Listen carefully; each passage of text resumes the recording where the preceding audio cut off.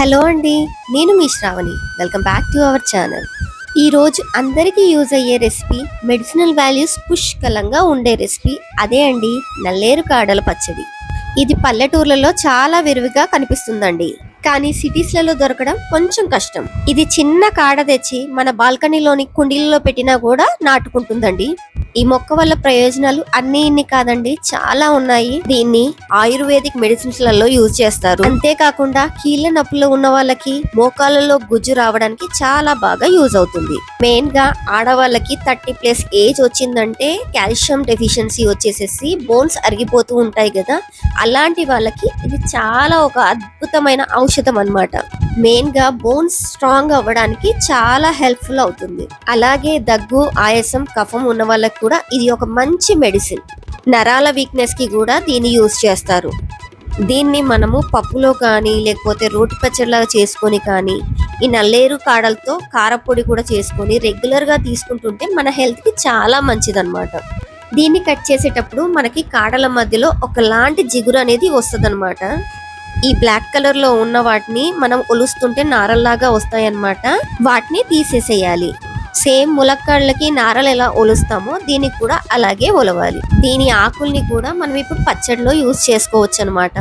కాడల మధ్యలో జిగురు ఉంటుంది అని చెప్పాం కదా, సో దీనికోసం మనం ఇవి కట్ చేసేటప్పుడు చేతులకి కొంచెం ఆయిల్ కానీ లేకపోతే కిచెన్ గ్లౌజెస్ కానీ లేకపోతే అవి కూడా లేవంటే కవర్స్ కానీ యూజ్ చేసేసి మనము వీటిని కట్ చేసేయాలన్నమాట. సేమ్ కందకి ఎలా దురదొస్తుందో ఇది కూడా డైరెక్ట్ గా టచ్ చేస్తే అలాగే దురదొస్తుంది అనమాట. అందుకే ఇలా ఏవైనా యూజ్ చేసి మనము వీటిని కట్ చేసుకోవాలి. ఇలా చూపించిన విధంగా ముక్కల్లాగా కట్ చేసేసుకొని పక్కన పెట్టుకోవాలి. ఇప్పుడు ఈ పచ్చడి కోసం మనకు కావలసిన పదార్థాలు: పల్లీలు, ధనియాలు, మినపప్పు, శనగపప్పు, చింతపండు, ఎండుమిర్చి, వెల్లుల్లిపాయలు, జీలకర్ర, ఒక గుప్పెడు కరివేపాకు, సాల్ట్ రుచికి తగినంత.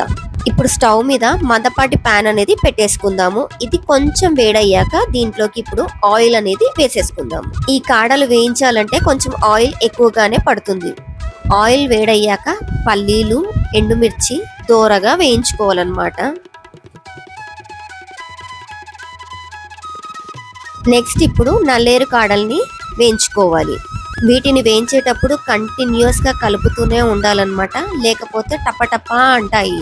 చూసారు కదా, కలర్ చేంజ్ అయ్యాయి కదా, ఇవి వేగినట్టే అన్నమాట.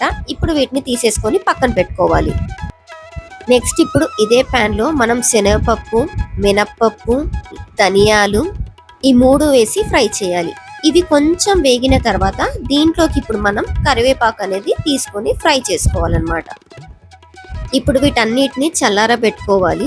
ఈ చల్లారే లోపల మనం చింతపండులో నీళ్లు పోసేసుకొని నానబెట్టుకోవాలి. ఇప్పుడు ఒక మిక్సీ జార్ తీసేసుకొని మనం ముందుగా వేయించుకున్న పల్లీలు, ఎండుమిర్చి, ధనియాలు, శనగపప్పు, మినపప్పు, జీలకర్ర, వెల్లుల్లిపాయలు, కొంచెం ఉప్పు వేసేసుకొని వీటన్నిటిని కచ్చపచ్చగా గ్రైండ్ చేసేసుకోవాలి. అలా గ్రైండ్ చేసిన మిశ్రమంలో ఇప్పుడు మనం దీంట్లోకి నల్లేరు కాడలు, నానబెట్టుకున్న చింతపండు ఇవి 2 వేసేసి గ్రైండ్ చేసుకోవాలి. తాలింపు కోసం అదే ప్యాన్ లో కొంచెం ఆయిల్ వేసేసుకొని శనగపప్పు, మినపప్పు, ఆవాలు, కొంచెం కరివేపాకు చిటపట అన్న తర్వాత మనం మిక్సీ పట్టుకున్న పచ్చడిని దీంట్లో వేసేసుకోవాలి. అంతే అండి, మన నల్లేరు కాడల పచ్చడి రెడీ. ఈ పచ్చడి చాలా టేస్టీగా ఉంటుంది. దీంట్లోకి ఇంకా ఉల్లిపాయలు చిన్నగా తరిగేసుకొని దీంట్లో కలుపుకొని తింటే సూపర్ గా ఉంటుందండి.